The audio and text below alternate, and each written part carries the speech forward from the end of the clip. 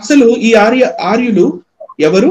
వాళ్ళ భాష ఇరాన్ దేశస్థుల మూల భాషలైన ప్రాచీన పర్షియన్ మరియు అవెస్టాతో ఎందుకు ఇంత పోలికను కలిగి ఉన్నాయి అనేది మనం ఒకసారి మ్యాప్ లోకి, మనము నెక్స్ట్ స్లైడ్ లోకి మ్యాప్ లోకి వెళ్ళి చూస్తే, మీరు ఈ కార్యక్రమాన్ని వీక్షిస్తున్న వారు మేము చెప్పేవి కరెక్టా తప్ప అనేది మీరు గూగుల్ చేసి కూడా, మీరు ఇంట్లో మీ ఫోన్ ఉన్నప్పుడు మేము ఏదైతే పదాలను చెప్తున్నామో వాటిని రాసుకోవడమో గుర్తుంచుకోవడమో చేసి మీరు గూగుల్లో సెర్చ్ చేసి చూడండి. ఇప్పుడు మనం సార్ కొంచెం జూమ్ చేద్దామా సార్? ఖచ్చితంగా జూమ్ చేద్దాం.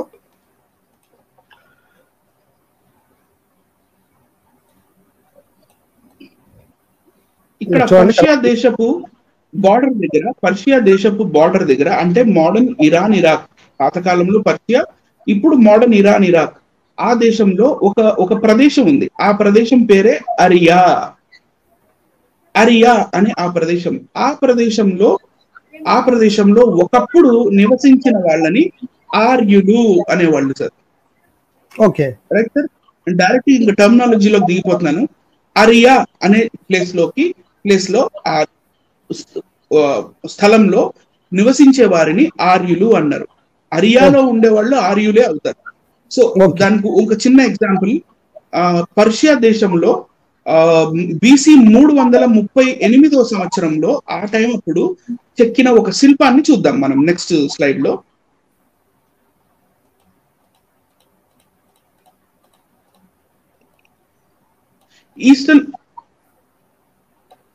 ఈస్టర్న్ టెరిటరీస్, ఈస్టర్న్ వైపు అంటే పర్షియాకి ఈస్టర్న్ అన్నమాట. Eastern territories of the Achaemenid empire including Aria అనే ప్లేస్ లో నివసించే ఆ మనుషులు, వాళ్ళ కట్టుబొట్టు ఎలా ఉండేది, వాళ్ళు ఎలాంటి బట్టలు వేసుకునే వాళ్ళు అని చూపించడానికి ఇది ఒక మంచి example. Aryan soldier on a relief of tomb of, అంటే ఇది సమాధి ఎవరిది? ఆర్టజర్క్సిస్ III అనేది. ఆయన కాలం వచ్చేసి 338 BC. ఆ కాలంలో కూడా ఆర్యులు పర్షియా దేశంలో మిగిలిపోయి ఉన్నారు. ప్రస్తుత దేశం ఇరాన్ ఇరాక్ అండి. అరియా అనే ప్లేస్ లో ఫోటో ఒకసారి మొత్తం చూపించండి సార్. సో ఇది ఆరియన్ సోల్జర్ యొక్క శిల్పం. ఇది ఇప్పటికీ ఉంది అక్కడ. Right sir.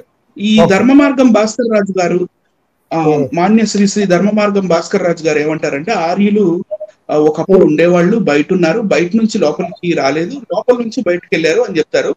మరి వాళ్ళు బయట నుంచి లోపలికి వెళ్ళారా, లోపల నుంచి బయటకు వెళ్ళారా అనే విషయం మనం కాంపిటేటివ్ ఎగ్జామ్స్ లో కానీ, లేకపోతే union public service commission exams లో IAS అవ్వాలన్నా, IPS అవ్వాలన్నా, లేకపోతే మన కాంపిటేటివ్ ఎగ్జామ్ అవ్వాలన్నా అందులో వస్తాయి ఇలాంటి క్వశ్చన్స్. అంటే ఈ భాస్కర్ రాజు గారు మహా మేధావులండి. ఈ భాస్కర్ రాజు గారు ఏంటంటే మహా మేధావు అని అనుకుంటున్నాను. మహా మేధావు కనుక కాంపిటేటివ్ ఎగ్జామ్స్ లో వస్తున్న క్వశ్చన్స్ పేపర్స్ కూడా తప్పు అని చెప్తున్నాడంటే ఈయన మహా మేధావి అయి ఉండాలి. మరి ఆయన మేధావితనం ఎప్పుడు కనబడుతుంది అంటే ఆయన రాసిన బుక్స్ బయటకు వస్తే ఆటోమేటిక్ గా ఆయన మేధావితనం ఏంటో బయట అది కూడా బయటకు వస్తుంది ఆటోమేటిక్ గా. అది కంటిన్యూ చేద్దాం కదా. ఓకే సార్, అది పీపీటీలోకి వెళ్దాం సార్. Right, okay. నెక్స్ట్ ఇక్కడ జూమ్ చేస్తే నేను ఒక నది పేరు ఉంది, అది చాలా నాకు ఫ్యాసినేటింగ్ అనిపించింది, చాలా ఇంట్రెస్టింగ్ అనిపించింది. What is this river doing here? ఈ రివర్ ఇక్కడ ఏం చేస్తుంది అనేది ఈ మ్యాప్ లో చూసినప్పుడు, సార్ జూమ్ చేయండి సార్ కొంచెం. బాక్స్ లో నేను ఆ నదీ ప్రవాహం ఏదైతే ఉందో దాన్ని తుర్కమిస్తాన్ అండ్ ఆఫ్ఘనిస్తాన్ మధ్యలో ఇది ప్రవహిస్తుంది. ఇది ఈస్టర్న్ సైడ్ ఆఫ్ ద పర్షియాలో ఉంటుంది. అది ఆఫ్ఘనిస్తాన్ కి టచ్ అవుతుంది. ఈస్టర్న్ సైడ్ ఆఫ్ పర్షియా అంటే ప్రెసెంట్ డే ఇరాన్ ఇరాక్. ఈ హరి నది గురించి కొన్ని రెఫరెన్సెస్ ఉన్నాయి sir. Hari Rud, okay sir, Hari నది పేరు హరియే, Hari river. Okay, Hari river, right sir. So మన పురాణాల్లో ఉన్న హరికి సంబంధం ఉందంటారా? 100% సార్. ఇప్పుడు శ్రీహరి ఉంటాడు. శ్రీహరికి వైబ్స్ అందరూ నదిలో ఉంటాయి. కరెక్టే. వైఫ్స్ అన్ని కూడా మొత్తం నదులు అనమాట, అన్ని కూడా కరెక్టే అంటే లింక్ సరస్వతి, యమున, గంగా ఇవన్నీ ఆయన గారి వైఫ్స్ అన్నమాట. ఓకే. సో యాక్చువల్ గా ఈ హరి అనే ఈ కాన్సెప్ట్ ఈ నది నుంచే వచ్చింది. Okay, right. Okay, right sir. ఈ హరి రివర్ అనేది ఇప్పుడు మనం నెక్స్ట్ స్లైడ్ లోకి వెళ్ళి చూస్తే ఋగ్వేదంలో కూడా మనకి హరి రివర్ గురించి రాసి ఉంటుంది. ఒకసారి చూద్దాం బ్రదర్, అయితే అక్కడికి వెళ్దామా? వెళ్దాం సార్.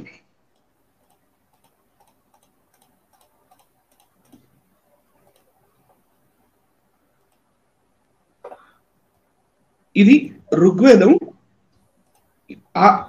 ఒక నిమిషం బ్రదర్. ఓకే,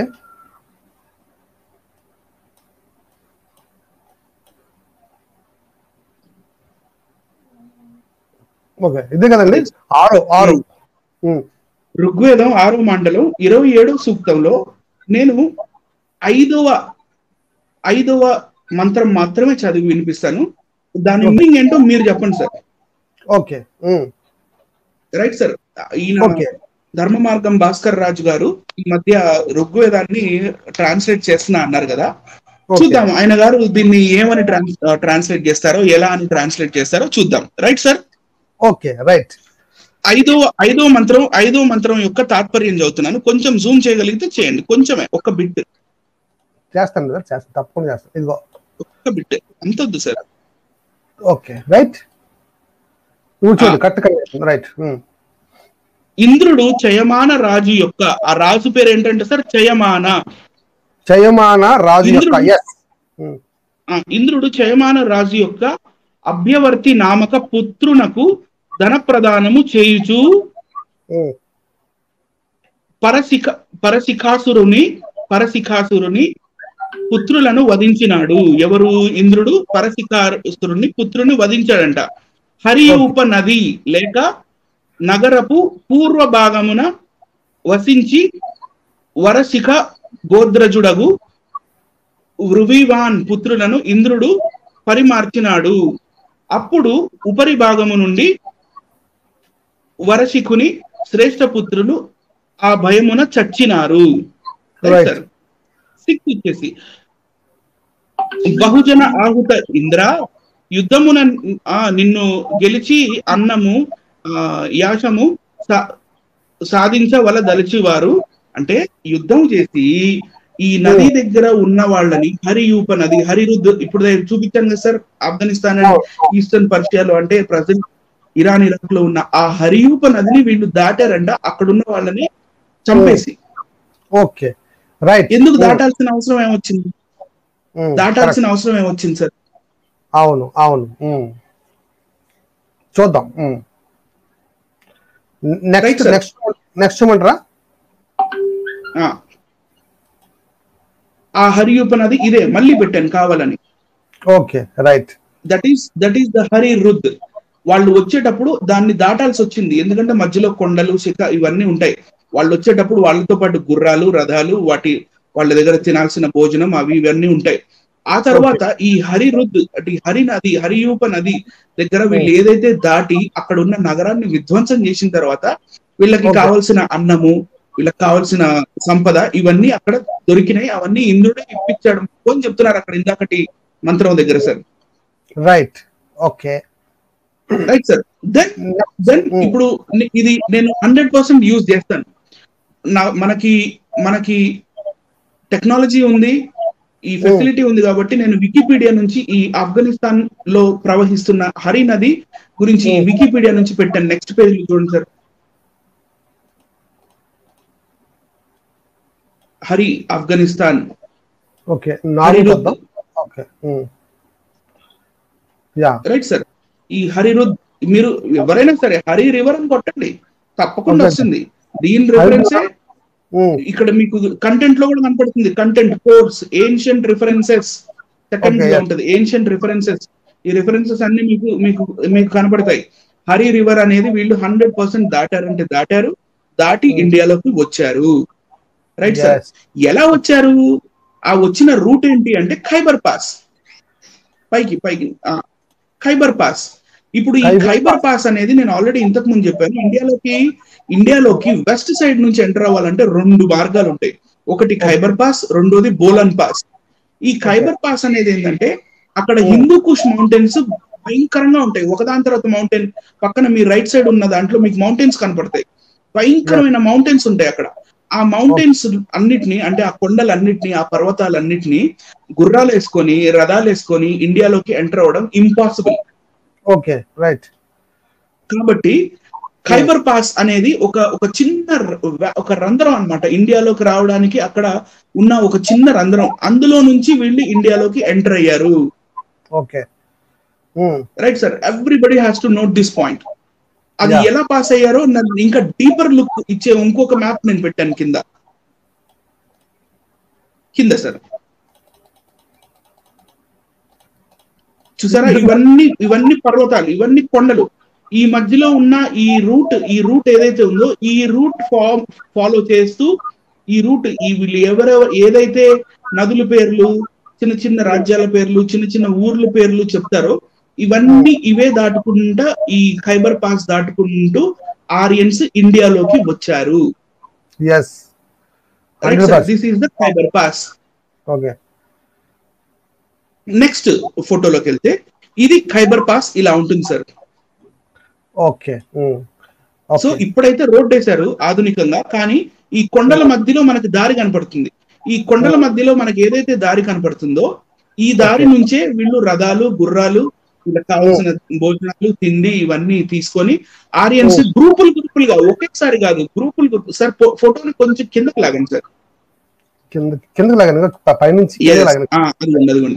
ఇది వ్యాలీ కిందకి లాగండి సార్. ఓకే, కిందకి లాగాను ఆల్రెడీ. నెక్స్ట్ వచ్చేస్తుంది కిందకి లాగడం. జూమ్ చేయనా కొంచెం? అవుతులేండి, జూమ్ అవసరం లేదు. ఓకే, ఇక్కడ exit of Khyber pass into ఉంది. Okay, Peshawar plain. yes.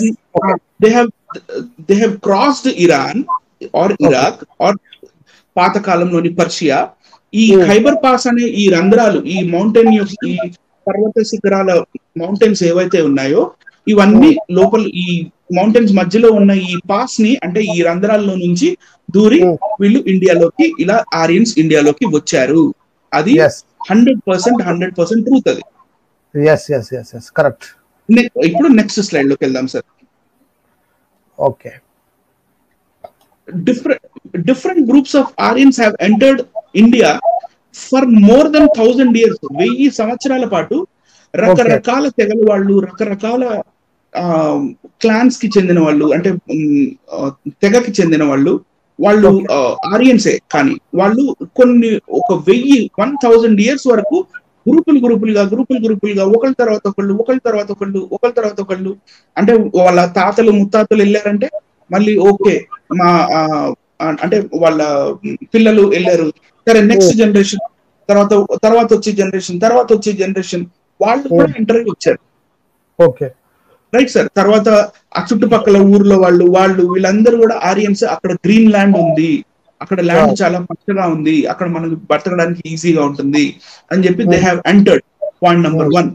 తర్వాత point number 2, they have fought among themself. వచ్చేటప్పుడు మార్గ మధ్యంలో 2 దళాలు ఎదురుపడ్డాయి అనుకోండి, వాళ్ళు కూడా తన్నుకున్నారు, వాళ్ళు కొట్టుకున్నారు, వాళ్ళు యుద్ధాలు చేసుకున్నారు, చిన్న యుద్ధాలు. ఓకే, వాళ్ళు కూడా యుద్ధాలు చేసుకున్నారు. అదే మనకి ఋగ్వేదం 7వ మండలంలో బ్యాటిల్ ఆఫ్ 10 కింగ్స్ అంటే దశరథ్ఞ యుద్ధము. అది వాళ్ళు తన్నుకున్నారు. వాళ్ళు తన్నుకోవడమే ద బ్యాటిల్ ఆఫ్ 10 కింగ్స్ అన్నమాట. Okay, yes sir. ఆ తర్వాత they subjugated their own tribesmen. వాళ్ళ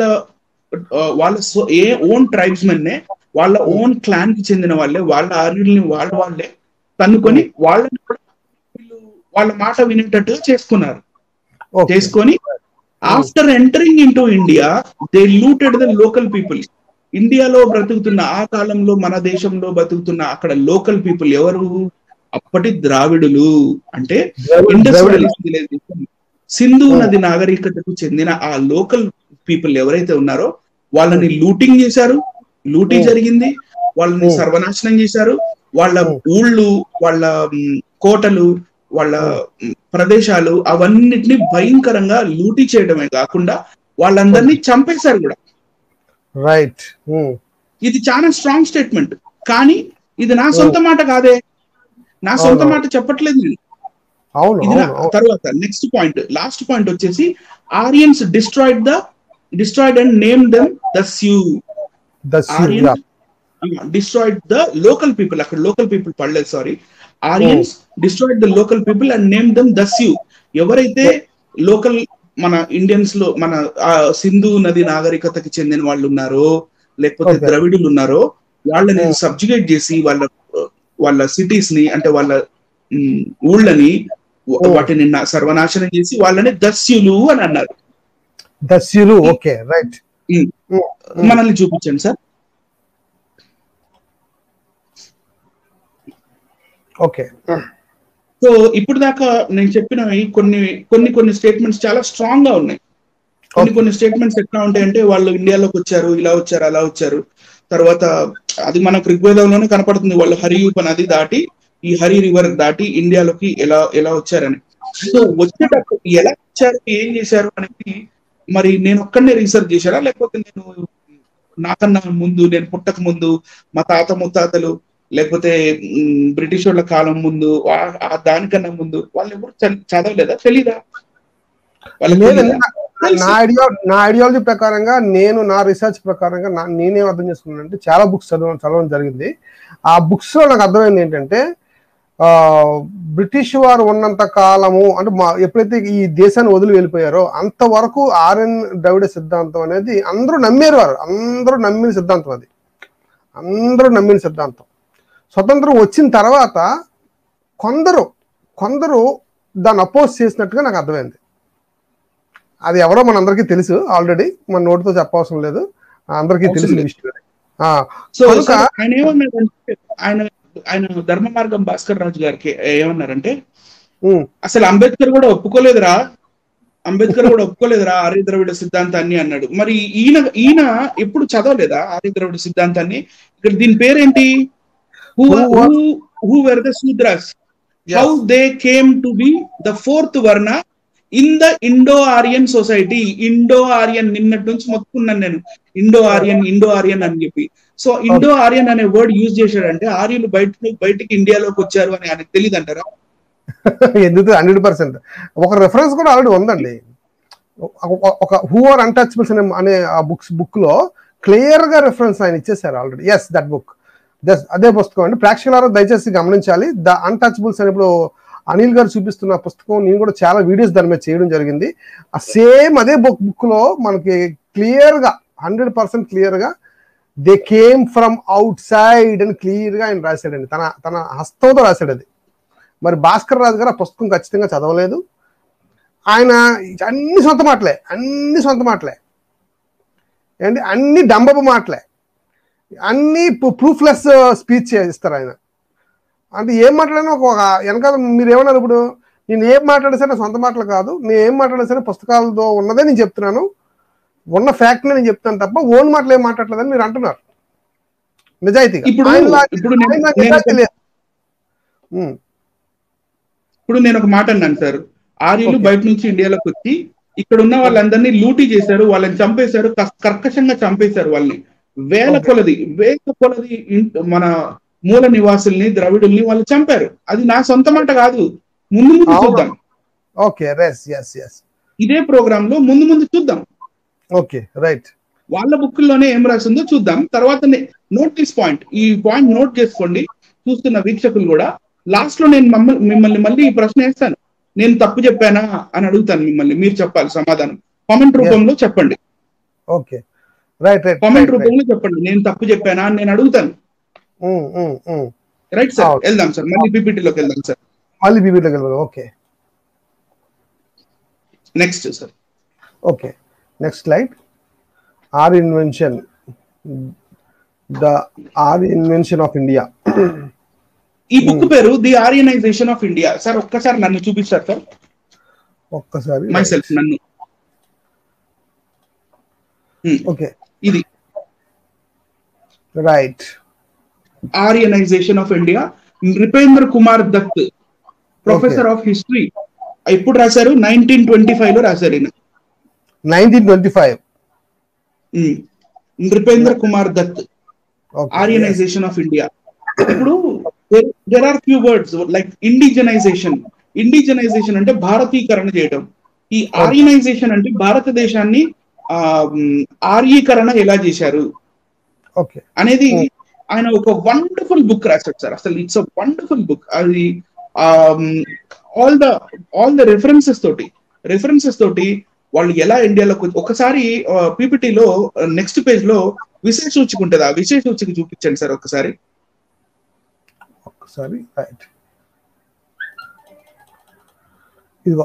ది ఆరియన్స్.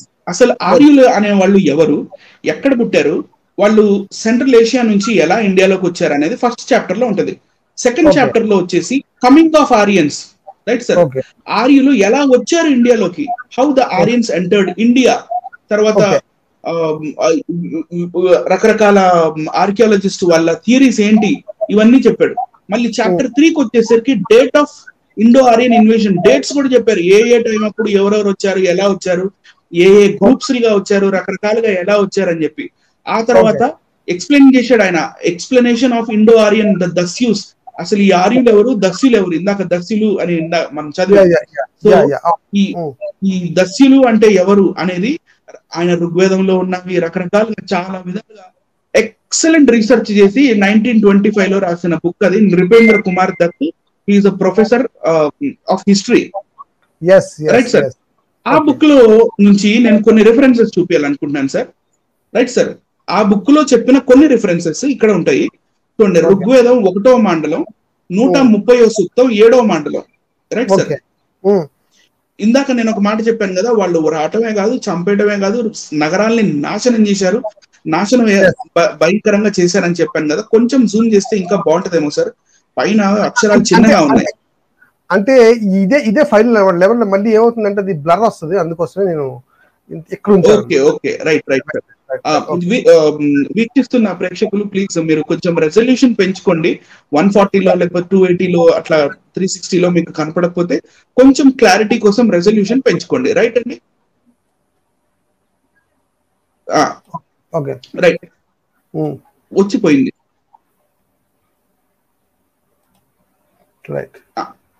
ఓకే ఇంద్ర, ఇది ఏంటంటే ఋగ్వేదం 1వ మండలం 130వ సూక్తం 7వ మంత్రం, రైట్ సార్. మీరు ఇంగ్లీష్ చూడాలంటే ఇంగ్లీష్ చూడొచ్చు, లేకపోతే ఇంకా ఇది దాశరథి రంగాచార్యుల వారిది. ఆ తర్వాత ఈ ఆర్య సమాజ్ ఎవరిది సార్, దయానంద సరస్వతి వారి అనువాదం చూడొచ్చు. అన్ని మీకు ఇదే కనపడుతుంది చూడండి. ఇంద్ర, నీవు వజ్రమును నాట్యము చేయించగలవు. అంటే ఇంద్రుడి చేతిలో ఉండే ఖడ్గం పేరు, లేకపోతే ఆయన ఆయుధం పేరు వజ్రాయుధం అన్నమాట. ఇంద్ర, నీవు వజ్రమును నాట్యము చేయించగలవు. నీకు హవిస్సులను అర్పించు యజమాని కొరకు 90 శత్రు నగరములను కూల్చినావు. 90 సిటీస్. ఇక్కడ ఎన్ని సార్, ఎన్ని సిటీస్? 90 90 నగరములు కూల్చినావు.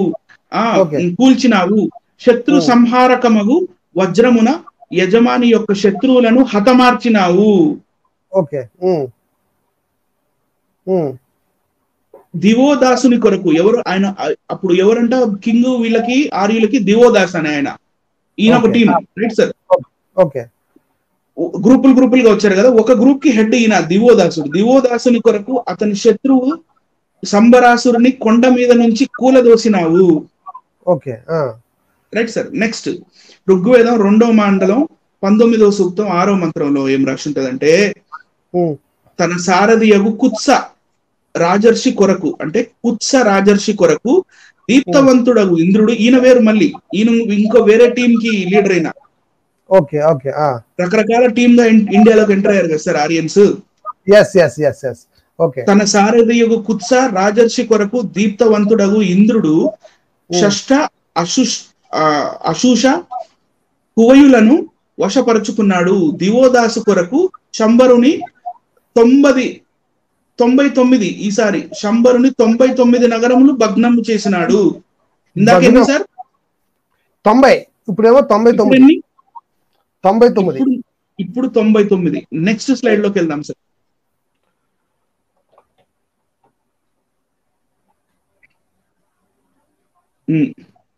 ఇది వచ్చేసి ఋగ్వేదం 2వ మండలం 14వ సూక్తం 6వ మంత్రం సార్. ఆధ్వర్యులారా, ఇంద్రుడు ప్రశస్తరము వంటి వజ్రాయుధమున శంబరుని నగరములను చిన్న భిన్నం చేసినాడు. అతడు వర్చుని అంటే ఈయన వర్చుడు అంటే ఈయన వేరే రాజు, ఈయన కోటల్ని కూడా ఈయన నగరాల్ని కూడా వీళ్ళు మట్టుబట్టించారు. అతడు వర్చుని 100,000 పుత్రులను నేల కరిపించినాడు. ఎంతమంది సార్? 100,000 అంటే 1,00,000 మంది. 1,00,000 మంది 1,00,000 మందిని ఏం చేశారంటే సార్, అంటే వీళ్ళు చాలా సార్లు ఏం చెప్పారంటేనండి, వీళ్ళు వీడియోస్ లో చాలా మంది ఏం చెప్పారంటే, మాక్సిమం అందరూ కూడా ఏం చెప్పారంటే, బైబిల్లో కూడా ఇలాగా ప్రతి నాగరికతను వీళ్ళు నాశనం చేస్తారు, వీళ్ళు ఎక్కడికి వెళ్తే అక్కడికి ప్రతి నాగరికతను నాశనం చేశారు అని వీళ్ళు వాగుతూ ఉంటారండి. వాగడం అంటారండి, వాగడం, ప్రేలడం, వాగడం ఏదో అనుకోండి. కానీ ఇక్కడ మనకు కనబడుతుంది ఏంటంటే, ఇప్పుడు ఇక్కడ మనకు ప్రేక్షకులను మీరు కూడా గమనించండి, ఇక్కడ ఏం కనబడుతుంది, వీళ్ళు నాగరికతని, ద్రవిడ నాగరికతని పాడు చేశారు. అవునా కదా? ఎంత క్లియర్ గా కనబడుతుందండి? చెప్పండి. 100% సార్. రైట్. అంటే ఆర్యులు ఎక్కడికి వెళ్తే అక్కడ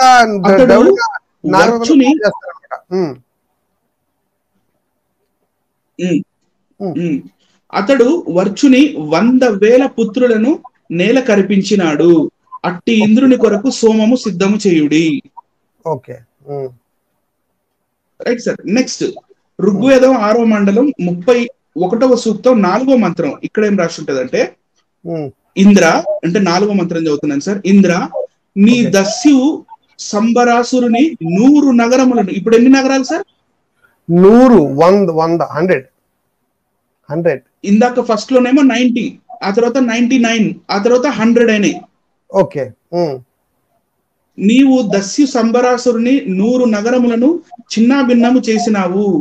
ప్రజ్ఞావంత అభిషుత సోమక్షేత ఇంద్ర, ఇప్పుడు సోమాభిషవకారి దివోదాసునకు ప్రజ్ఞాపూర్వక ధనము ప్రదానము చేసినావు. ఎందుకంటే 100 సిటీస్ ని అంటే నగరాల్ని నాశనం చేస్తే ఆ నగరాల్లో ఉన్న సంపద, స్త్రీలు, మరి గొడ్లు, ఆవులు, మేకలు, లేకపోతే గేదెలు, ఇవన్నీ కూడా వీళ్ళే కదా సార్. వాళ్ళందరినీ చంపేశాడు, నాశనం చేశాడు. 100,000 మందిని, 1,00,000 మందిని.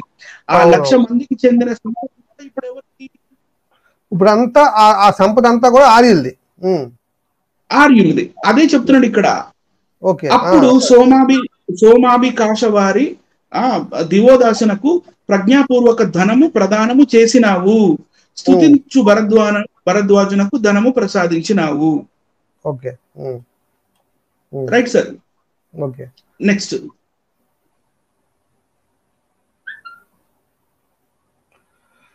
దాశరథి రంగాచార్య ఏంటండి? ఇదే సార్. 8, 1, 51, 8. అంటే ఇక్కడ ఒకటి చెప్పాలండి. ఇక్కడ ఈ 1వ సూక్తము 1వ మండలము 51వ సూక్తం 8వ మంత్రం సంబంధించి పైన మనం పైది మీరు ఇచ్చారు కదా, అది దాని తర్వాత ఎక్స్ప్లెనేషన్ ఇచ్చారండి ఆయన. రైట్. దాని తర్వాత ఎక్స్ప్లెయిన్ చేద్దాం సార్. అది కూడా చూద్దాం. రైట్, దాన్ని కూడా చేద్దాం. ఇదైన తర్వాత చేద్దాం సార్. ఇక్కడ వచ్చేసి ఆర్య అండ్ దస్యు, ఆర్యులు వేరు, దస్యులు వేరు అని ఇక్కడ క్లియర్ గా మీకు అర్థమైపోతుంది. ఆర్యులు ఎవరో, దస్యులు ఎవరో. ఇప్పుడు నేను చదవడం మొదలు పెడుతున్నాను. 8వ మంత్రం 1వ మండలం 58, 1వ సూక్తం 8వ మంత్రం యొక్క తాత్పర్యం. ఇంద్ర, ఆర్యులు ఎవరో తెలుసుకొనుము, దస్యులు ఎవరో గ్రహించుము. ఓకే. ఆర్యులు ఎవరో తెలుసుకొనుము, దస్యులు ఎవరో గ్రహించుము. ఓకే. యజ్ఞ కర్మలు యజ్ఞము చేయు వారిని శాసించుము, యజమానులను ఉత్సాహపరచుము, అన్ని పనులు చేసి ఇంద్రుని కీర్తింతుము. Right sir.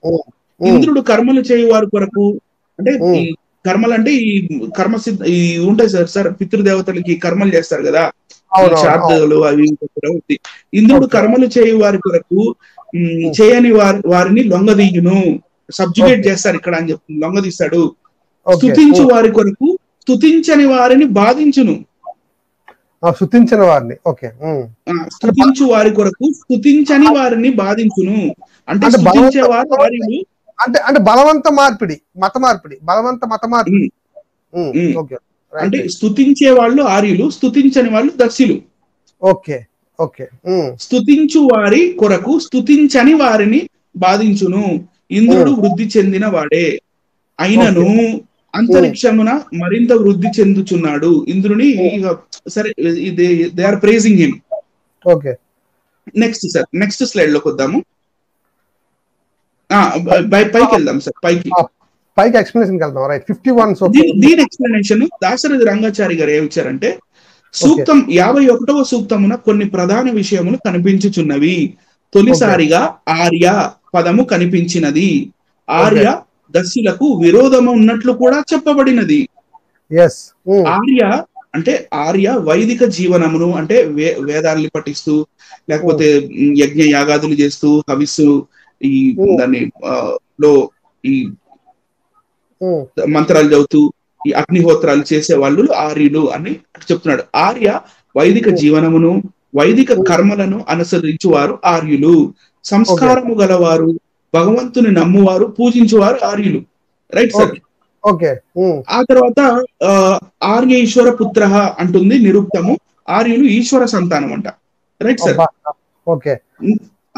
నెక్స్ట్ స్వామి దయానందుడు ఆర్యులు ధార్మికులు. స్వామి దయానంద సరస్వతి గారి గురించి రాస్తున్నాడు.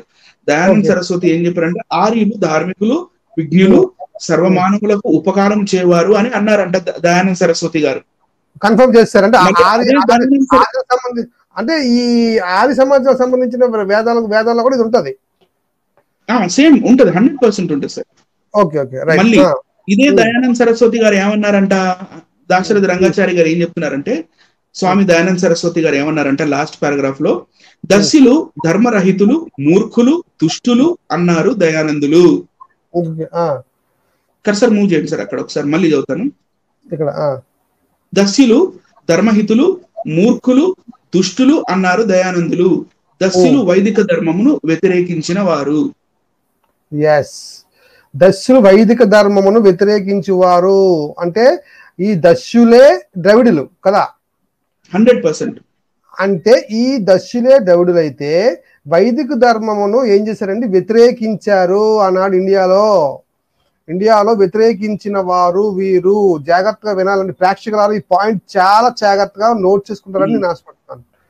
వ్యతిరేకించినందుకు 1,00,000 మందిని చంపేశారు సార్. చంపేశారు అంటే మారణ హోమం చేశారనమాట.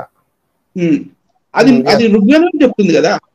ఋగ్వేదం మన మాటలు కాదు, ఇది మన మాటలు కాదు, ఇదంతా ఋగ్వేదంలో నుంచి చూపిస్తున్నాము. దాశరథి రంగాచార్య వారు ఇది వివరణ ఇచ్చారు దీనికోసం. చూడండి, చాలా క్లియర్ గా చెప్తున్నాను. ఇక చూడండి. ఓకే. రైట్. నెక్స్ట్ ఇది మేము చెప్పేశారు కదా. నెక్స్ట్ ఇప్పుడు right. Looting the Indian locals ని ఎలా లూటింగ్ చేశారో ఇక్కడ మనకి 1వ మండలం 103వ సూక్తం 3-4 మంత్రాల తాత్పర్యం మనకు కనపడుతుంది.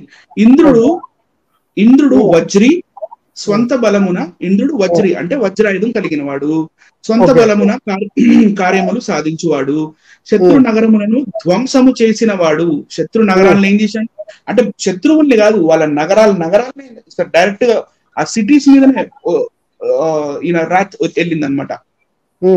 శత్రు నగరములను ధ్వంసము చేసిన వాడు. అట్టి ఇంద్ర నిన్ను భజించువారు అంటే నిన్ను పూజించువారు, నిన్ను భజించువారు శత్రువు మీద ఆయుధము విసురుము. నిన్ను భజించు వారి శత్రువు మీద ఆయుధము విసురుము. వారి ధనమును బలమును వృద్ధి పొందింపుము అంటే వాళ్ళ ధనముని బలముని మాకిచ్చి మమ్మల్ని వృద్ధి పొందించుము. 4th, ఇంద్రుని బలమును స్తుతించు వారికి ఇంద్రుడు బలము ప్రసాదించును. ఇంద్రుడే యుగ యుగములను ఏర్పరిచినాడు. ఇంద్రుడు శత్రువులను వధించినాడు. Right sir. అంటే మనం ఈ లోకల్స్ మూల నివాసులు ఎవరైతే ఉన్నారో వాళ్ళని ఇలా వీళ్ళు బాధించారు, వేధించారు, చంపేశారు, లూటింగ్ చేశారు అని మనకి ఋగ్వేదం క్లియర్ గా చూపిస్తుంది, చెప్తుంది సార్. ఓకే. రైట్. ఇప్పుడు ఋగ్వేదం 10వ మండలం 83వ సూక్తంలోకి వెళ్తాం సార్. ఋగ్వేదం 10వ మండలం ఒక్కసారి పైన హెడ్డింగ్ చూపించండి సార్. ఋగ్వేదం 10వ మండలం 83వ సూక్తం 1వ మంత్రం యొక్క తాత్పర్యం. మన్యువు వ్రజసదృశుడు, బాణతుల్యుడు, క్రోధాభిమాని, అతనిని పూజించిన యజమానికి ఓజస్సు బలము రెండును కలుగును. అతని పాయమున మేము ఆర్య దస్యు ఉభయ శత్రువులను ఓడించగలము. మన్యు అంటే we have been divided into two parts like Arya and Dasyu అని మనకి రాల్ఫ్ గ్రిఫిత్ ట్రాన్స్లేషన్ లో మనకు దొరుకుతుంది. ఒకసారి నన్ను చూపిస్తారా sir? Okay, this is the translation of Ralph Griffith, the hymns of Rigveda by Ralph Griffith. Yeah, okay, right sir.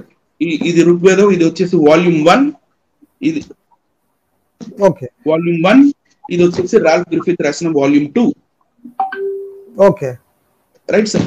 ఇవన్నీ మన సొంత మాట చెప్పి ధర్మ మార్గం భాస్కర్ రాజు గారు లాగా వచ్చేసి కాసేపు సన్నాసులు వెదవలు అవి ఇవి కాదు. సబ్జెక్ట్ మాట్లాడండి, ప్రూఫ్ చూపించండి. ప్రూఫ్ చూపించకుండా ఊరికే వచ్చేసి ఒకరిని దూషించి అవమానించి మాట్లాడి వెళ్ళడం వల్ల మీకే చెడ్డ పేరు వస్తుంది. మీ మీ మీ స్టాండర్డ్ ఏంటంటే మీరు ఒక డాక్టర్ గారు, మీరు సమాజానికి సేవ చేస్తున్న వారు, మీరు కష్టాల్లో ఉన్న వారిని వారికి వారి వైద్యాన్ని అందించడం, వారికి మరి చేయూతగా ఉండటం, మరి అందరూ ఎవరెవరైతే మీకోసం వైద్య సేవల కోసం వస్తారో వాళ్ళందరికీ సేవ చేయడం మీ పని. కానీ ఇలా వీడియోల్లో దూషించడం, బ్రిటిష్ వాళ్ళ అక్రమ సంతానానికి పుట్టిన వాళ్ళు, బ్రిటిష్ వాళ్ళ వీర్యానికి పుట్టిన వాళ్ళు, లేకపోతే సన్నాసులు, కుక్కలు, గాడిదలు, గొర్రెలు, ఇలాంటివి మీ స్టాండర్డ్ కి బాగావేమో ధర్మ మార్గం భాస్కర్ రాజు గారు. ఒకసారి ఆలోచించుకొని please restyle your self, improve your brain and improve your speech, way of talking. You can also see how you people are talking and how we people are talking. మేము మాట్లాడుతున్న దానికి మీరు మాట్లాడుతున్న దానికి దునియా జమీన్ और आसमान का फर्क है या नहीं देख लो आप. అవునండి, రైట్ సార్. మళ్ళీ ఇప్పుడు ఇంకోసారి వెళ్దాం సార్. రైట్,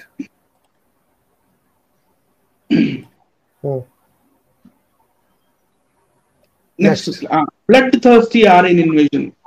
బ్లడ్ థర్స్టీ అనే వర్డ్ నేను యూజ్ చేయాల్సి వచ్చింది, ఎందుకంటే అక్కడ ఉంది అది, నేను చూపించాను. ఇది వచ్చేసి మూడవ మండలం ఋగ్వేదం, 3వ మండలం 12వ సూక్తం 6వ మంత్రం ఏం చెప్తుందంటే, ఇంద్రాగ్నులారా అంటే బోత్ ఇంద్రుడు అగ్ని ఇద్దరిని అంటున్నాడు. ఓకే, ఎందుకు? ఇంద్రుడేమో వాళ్ళని చంపేశాడు, అగ్ని సార్ అగ్ని ఏమో తగలబడుతుందండి. వాళ్ళ గుడిసెల్ని, వాళ్ళ ఇళ్ళని, వాళ్ళ సంపదని, ధాన్యాన్ని, పశుగ్రాసాన్ని కాల్చేశాడు ఇంద్రుడు, అగ్ని. అందుకని ఈ మంత్రం ఇలా చెప్తున్నాడు, ఇంద్రాగ్నులారా, ఇంద్రుడా అండ్ బోత్ అగ్ని, మీరు ఒక్కుమ్మడిగా చేసిన దాడికి దస్యులు అంటే దాసులు. Right sir. 90 నగరములు గడగడలాడిన అంటే 90 cities at a time. Okay, భారీ యుద్ధం అండి ఇది, భారీ యుద్ధం.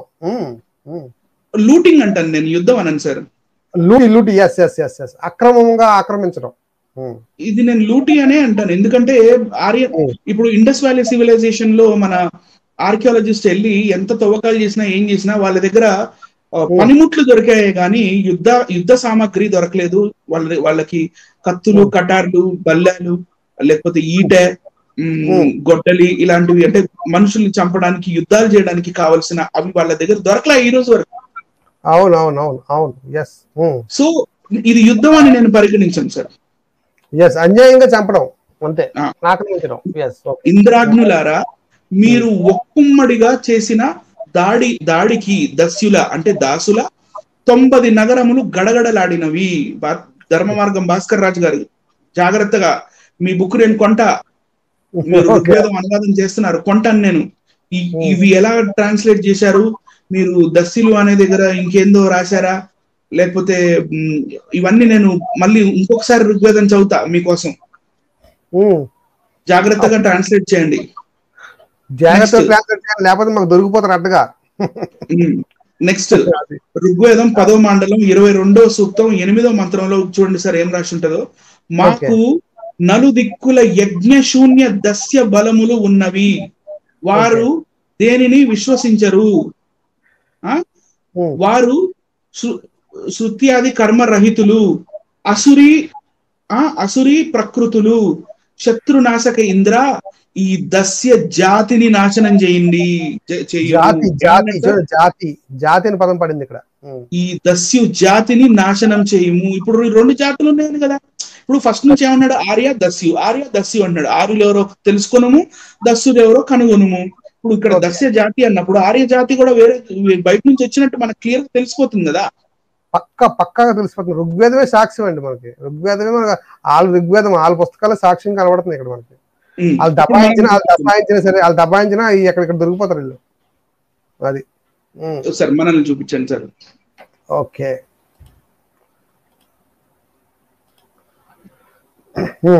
సో వీక్షిస్తున్న వీక్షకులకి ఇందాక నేను ఒక చిన్న విషయం చెప్పాను. నేను అంటున్నవన్నీ నా సొంత విషయాలు కాదండి, వాళ్ళ బుక్స్ లోనే ఉన్నాయి. ఋగ్వేదమే చెప్తుంది.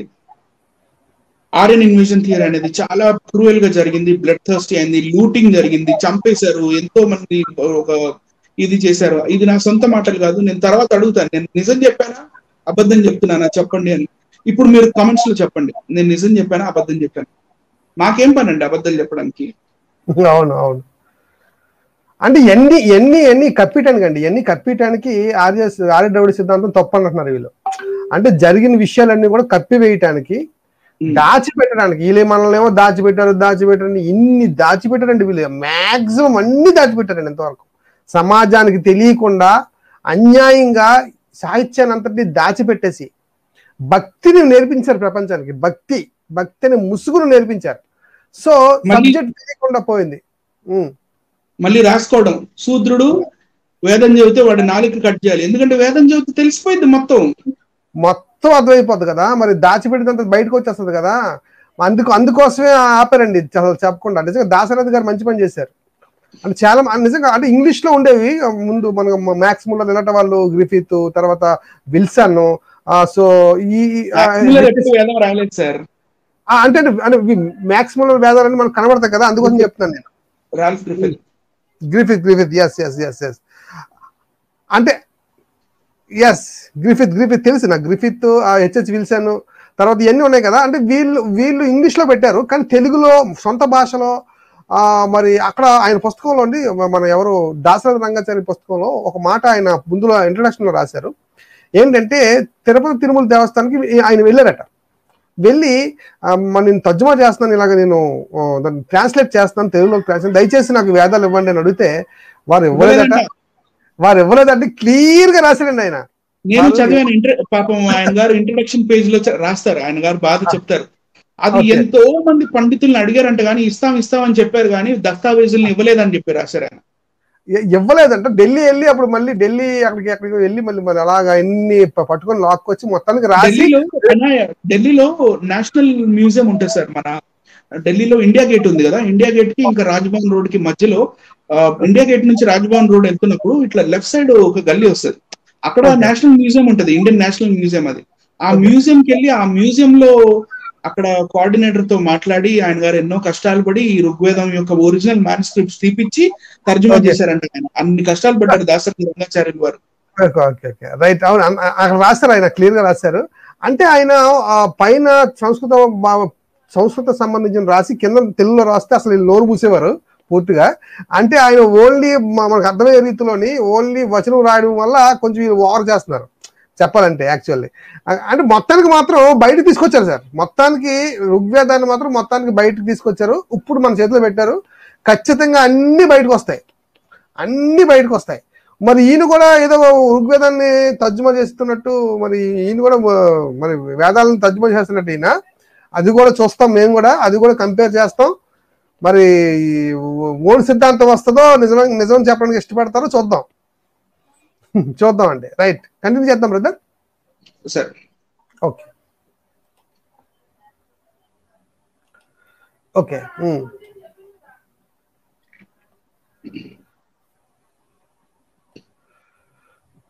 ఆరిజిన్ ఆఫ్ ఇండో మన ఈ లైవ్ నిన్న స్టార్ట్ అయింది లాంగ్వేజెస్ దగ్గర నుంచి.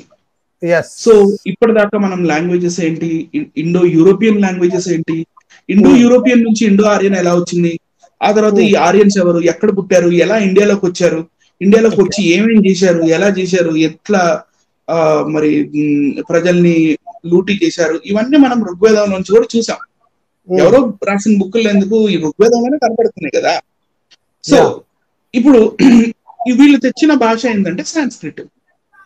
సాంస్క్రిట్ కి 3 శాఖలు ఉన్నాయి. అది సౌరసేని, మహారాష్ట్రి అండ్ మగధి, రైట్ సార్. ఈ 3 శాఖల్లో నుంచి మళ్ళీ రకరకాలుగా western Hindi, Punjabi, లాద్నా, Pahadi, Hindi, Gujarati, Rajasthani, Romani, Maldivian, సింగలీస్, Marathi, Konkani, అసమీస్, Bengali, Odia, Bihari ఇవన్నీ వచ్చినాయి. మళ్ళీ అందులో నుంచి చిన్న చిన్న భాషలు వచ్చినాయి. ఇక్కడ తెలుగు, తమిళ, కన్నడ, మలయాళం మీకు కనపడుతుందా? కనపడలేదండి, కనపడం. ఎందుకంటే అది ద్రవిడ భాష, అది అవును. మనం మూల నివాసులం ఈ దేశానికి, అంటే మనం ద్రవిడులే ఒకప్పుడు సింధు నది నాగరికత దగ్గర ఉన్న ద్రవిడులు మన పూర్వీకులు. వాళ్ళని లూటీ చేసో, చంపేసో 1,00,000 మందిని, లేకపోతే నగరాల్ని కాల్చేసి, లేకపోతే భయపెట్టి అట్లా చేసినప్పుడు ఇండియన్ కాంటినెంట్ లో చెల్లా చెదురుగా వీళ్ళు విస్తరించిపోయారు ద్రవిడులు అనేవాళ్ళు. ఈ భాషల్ని పట్టుకొని చూస్తే మనకి ఈ సాంస్క్రిట్ నుంచి వచ్చినవి ఇవన్నీ మనకి నార్త్ ఇండియన్ లాంగ్వేజెస్ లాగా కనపడుతున్నాయి, కానీ ఇందులో తెలుగు, తమిళ్, కన్నడ, మలయాళం కనపడదు. అవునండి, అవునండి, అవును. సో అదే నెక్స్ట్ నేను చెప్పాలనుకుంటున్నా, క్లియర్ గా అందరికీ అర్థమయ్యే విధంగా. ద్రవిడులు మరియు ద్రవిడ భాషలు. నెక్స్ట్ ఇది ట్రీ. ఇది ప్రోటో ద్రవిడియన్. ప్రోటో ద్రవిడియన్ అంటే ఇండస్ వ్యాలీ సివిలైజేషన్ అప్పుడు ఇది ప్రోటో ద్రవిడియన్, అంటే బాల్య అవస్థలో ఉన్న ద్రవిడియన్. అందులో నుంచి గ్రీన్ కలర్ గా ఒక స్ట్రీమ్ వచ్చింది, అదే తెలుగు. లాస్ట్ లో తెలుగు కనపడుతుంది చూడండి. మళ్ళీ ఆ పింక్ కలర్ ది వచ్చిందే కురుహ్, మాల్టో అండ్ బ్రహుయి. మీరు అక్కడ బ్రహువి అండర్లైన్ చేసుకోవాలి. బ్రహువి గుర్తుంచుకోండి, నేను అడుగుతాను మళ్ళీ బ్రహువి గురించి, రైట్ సార్? వీక్షిస్తున్న వీక్షకులందరూ కూడా బ్రహువి గురించి నోట్ చేసుకోండి. మీకు నేను కొంచెం హోంవర్క్ ఇస్తున్నా అనుకోండి, రైట్? తర్వాత నెక్స్ట్ కిందకి వస్తే సదర్న్ ద్రవిడియన్. ఇది వచ్చేసి సెంట్రల్ ద్రవిడియన్. మనం సెంట్రల్ లో ఉంటాం కదా, వింధ్యా మౌంటైన్స్ కి జస్ట్ కింద ఉంటాం కదా, కాబట్టి లొకేషన్ ప్రకారం ఇది తెలుగు ముందిచ్చాడు. దానికి ఇంకా కిందకి వస్తే సదర్న్ ద్రవిడియన్ వచ్చేసి పక్కన తుళు లాంగ్వేజ్ వచ్చింది. ఈ తుళు లాంగ్వేజ్ వాళ్ళ ఐశ్వర్య రాయ్ ఉంది కదా సార్, సినీ యాక్ట్రెస్, మిస్ వరల్డ్, ఆమె మాతృభాష తుళు. Right sir. నెక్స్ట్ అందులోంచి తమిళ్, కన్నడ 2 విడిపోయినాయి ఇటు పక్కకి, రైట్ సార్? తమిళ్, కన్నడ వచ్చింది. ఆ తమిళ్, కన్నడ నుంచి కన్నడ ఇటువైపు రైట్ సైడ్ కి వచ్చేసింది, కిందకు వచ్చేసి మలయాళం అండ్ తమిళ్ 2 విడిపోయినాయి. రైట్. ఇవన్నీ కాలక్రమేణా కాదు, ఆల్మోస్ట్ ఒకే టైం అప్పుడు 4 భాషలు విడిపోయినాయి. ఇప్పుడు అంబేద్కర్ గారు ఏం చెప్తున్నారో చూద్దాం సార్. మన నెక్స్ట్ స్లైడ్ లో మన మాన్యశ్రీ ఎన్ని 3 సార్లా? 3 సార్లు సార్. శ్రీ మాన్యశ్రీ శ్రీ ఈ ధర్మ మార్గం భాస్కర్ రాజు గారు అంబేద్కర్ ఒప్పుకోలేదురా ఈ దీని గురించి, అంబేద్కర్ ఏం చెప్పలేదు ఆర్య ద్రవిడ సిద్ధాంతం గురించి అన్నారు కదా. సో ఈ ఆర్య ద్రవిడ సిద్ధాంతాన్ని చెప్తూ అంబేద్కర్ గారు ఏమేం చెప్పారో ఆయన ఆర్టికల్ అండ్ ఆయన స్పీచెస్ లో ఒకసారి చూద్దాం sir. Okay, right. This view that the Tamil and the cognate tongues were founded upon the ancient Asura speech. మనల్ని అసురులు అని కూడా అన్నారు. ఇందాక మీరు అది కూడా చదివి ఉంటారు, రాక్షసులు అని చెప్పి రాశారే చూడండి మా ఋగ్వేదంలో. మనల్ని అసురులు అని కూడా అన్నారు వాళ్ళు, ఆర్యులు. తమిళ్ అండ్ కాగ్నేట్ టంగ్స్ వేర్ మనం అంటే ద్రవిడులు అందరూ, ఈ ద్రవిడ భాష మాట్లాడే అందరూ అసుర స్పీచ్, అసుర భాష మాట్లాడతామంట మనం. Tamil and cognate tongues were founded upon the ancient Asura speech is very strongly confirmed by the fact that the languages of Brahuis, indaka Brahui అని చెప్పానా? Brahuis, a tribe on the border of the Sindh, had been found to be very closely allied to them. The tarvata, indeed, Dr. Caldwell says the Brahui enables us to trace the Dravidian race beyond the Indus. ఈ బ్రహువి అనే భాషని గట్టిగా పట్టుకొని మనము ఇది మన సింధు నాగరికతకి చెందిన ఆ బ్రహువి అనే భాషని గట్టిగా పట్టుకొని మనం ఇండియాలో లోపలికి వచ్చేసి లోపల ఉన్న ఈ ద్రవిడ భాషలు ఏవైతే ఉన్నాయో వాటిని కంపేర్ చేసి చూస్తే ఈ బ్రహువి భాష, తమిళ్ భాష, తెలుగు భాష, మలయాళ భాష ఇవన్నీ సిస్టర్ లాంగ్వేజెస్ అంట. Okay, right right. మదర్ వచ్చేసి బ్రహువి, యా మదర్ వచ్చేసి బ్రహువి. మళ్ళీ ఇది దీని పిల్లలు, దీని బ్రదర్స్ అండ్ సిస్టర్స్ ఎవరెవరు, బ్రదర్స్ అండ్ సిస్టర్స్ ఎవరెవరు, ఈ బ్రహువి వాళ్ళ పిల్లలు తమిళ్, కన్నడ, మలయాళం, తెలుగు. అదే చెప్తున్నారు ఇక్కడ నెక్స్ట్ పేజ్ లో చూడండి. Okay,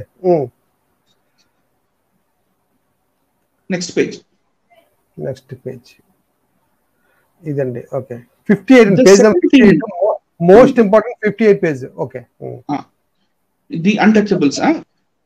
the second thing to be borne in mind, మనసులో పెట్టుకోవాల్సిన రెండో విషయం ఏంటంటే, the second thing to be borne in mind is that the word Dravida is not an original word.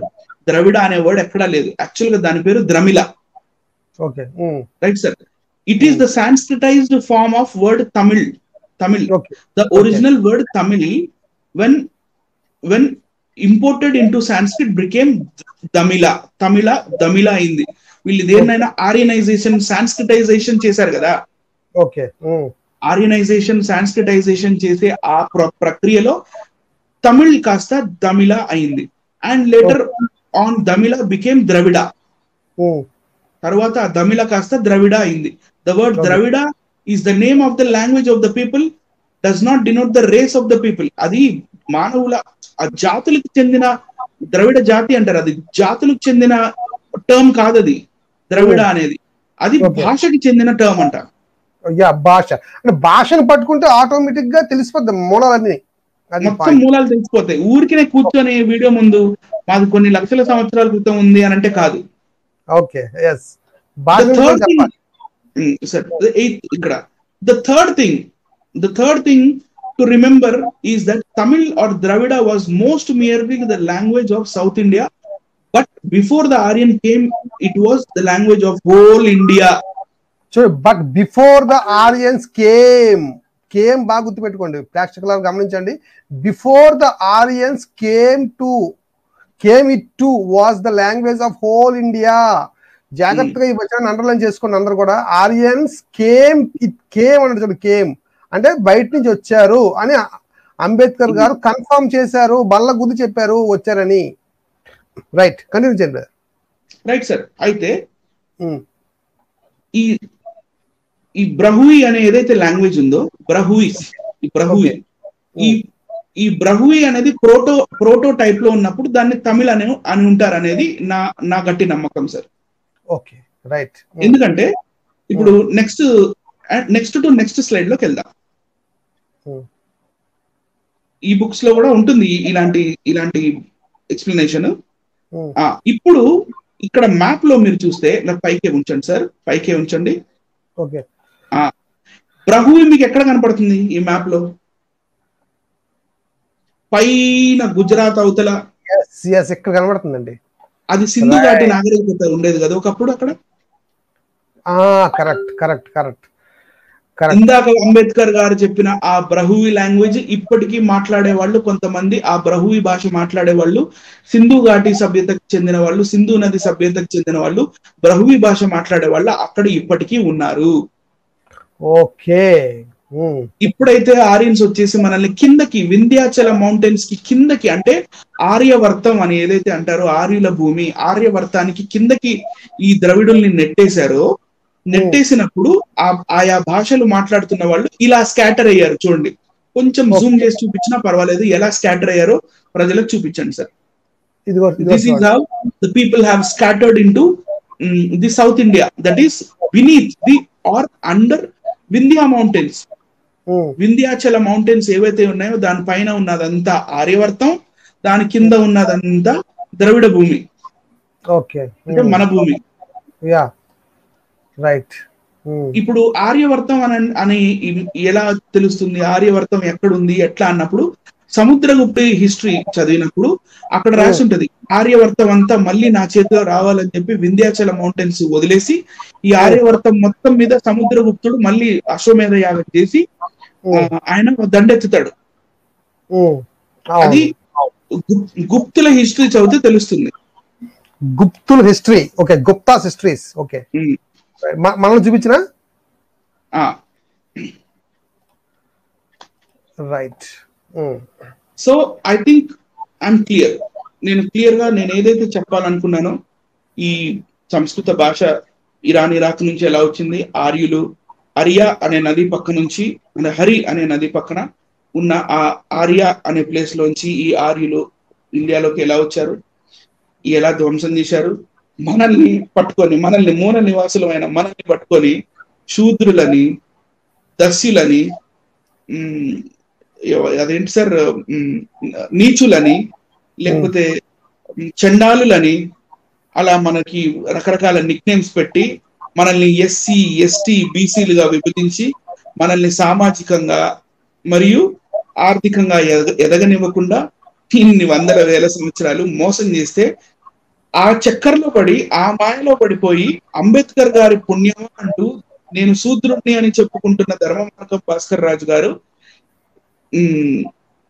MBBS చదివి మళ్ళీ ఎంఎస్ ఆర్థో కూడా చేసి, ఇప్పుడు ఆయన గారు ఇవన్నీ తెలియక ఇవన్నీ మర్చిపోయి మనల్ని ఎవరైతే నీచులని, చండాలులని, శూద్రులని, ఎస్సీలని, ఎస్టీలని, బీసీలని, దస్యులని, ఎవరు మనల్ని తక్కువ జాతి వాళ్ళని చేసి మాట్లాడారో వాళ్ళకి సపోర్ట్ చేస్తూ ఇండియన్ ఆర్యన్ ఇన్వేజన్ థియరీ జరగలేదు అని మాట్లాడాడు కదా సార్.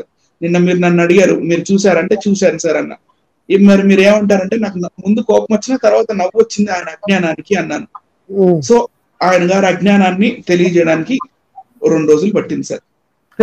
అది అంటే ఆయన ముందు నుంచి థియరీని పట్టుకొని రాజీవ్ మల్హోత్రా అనే ఆయన ఉన్నాడండి, పుస్తకం ఒకటి రాశాడు, బ్రేకింగ్ ఇండియా అనే పుస్తకం రాశాడు. ఆ పుస్తకంలో చాలా అబద్ధాలు, భయంకరమైన అబద్ధాలు రాయడం జరిగింది. అవి పట్టుకొని నేను ఫాలో అవుతాను. వీళ్ళందరూ కూడా అండి సొంత నాలెడ్జ్ కాదండి వీళ్ళది. వీళ్ళు ఏం చేస్తుంటారంటే, ఇలాగా ఎవరైనా పుస్తకం రాస్తే అవి తీసుకొని చెప్పడం, లేకపోతే హేతువాదుల పుస్తకాలు తీసుకొని చెప్పడం, లేకపోతే ఇలాంటి పుస్తకాలు, ప్రేరేపణ సంబంధించిన పుస్తకాలు తీసుకొని చెప్పడం అనేది, సొంత మాటలుగా చెప్పడం అనేది జరుగుతూ ఉంది, ముఖ్యంగా జరుగుతూ ఉంది. కనుక ఎవరు బ్రేక్ చేస్తున్నారు ఇండియాని, ఎవరు కలుపుతున్నారు ఇండియానో మరి భాస్కర్ రాజు గారు అర్థం చేసుకుంటారు మన వీడియోతో. కనుక నా ఉద్దేశం ఏంటంటే, ఆర్య ద్రావిడ సిద్ధాంతం proved, it is a proved theory. పైగా జెనెటిక్ గా కూడా అది ప్రూవ్ అయింది. ఒకరోజు అది కూడా మనం పెట్టుకోవాలి బ్రదర్. జెనెటిక్ సంబంధించి కూడా ఒక టాపిక్ మనం ప్రజల కోసం తీసుకురావాలి.